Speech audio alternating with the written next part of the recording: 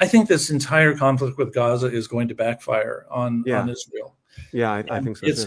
It's tragic, of course, for the Gazans, but I think it's really going to turn out to be really tragic for Israel. I am reading American Jewish voices who are saying, look, things like this.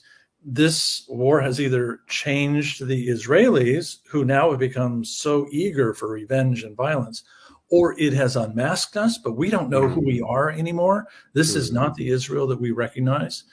And so not only do you have an internal sort of profound questions that may ultimately be asked, if there are 200,000 dead people inside of Gaza, and Israel itself does not have a moral awakening, then you have to expect something is deeply wrong inside of this country.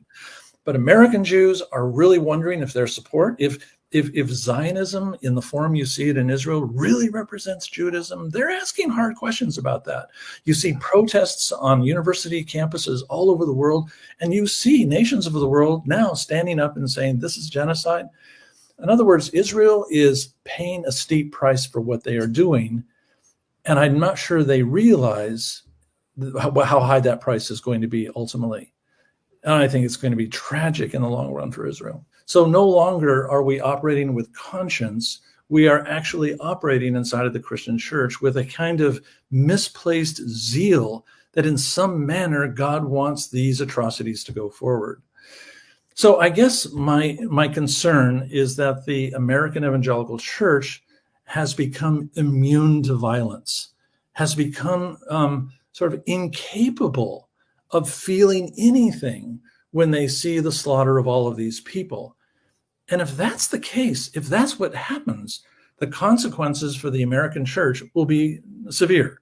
In other words, a whole generation of young people especially are going to rise up in America, and they're going to look at how the American church was silent during this kind of atrocity, and they're going to ask why. The same thing happened in Europe during World War II. The church was silent when they should have spoken against sort of the Nazi invasions. And so therefore, the German church lost its credibility. This is a moment. We are at a turning point in American evangelicalism. And we have decided that our passion for the fulfillment of prophecy is more dramatic and exciting than the horror of a 2,000-pound bomb hitting a building filled with families.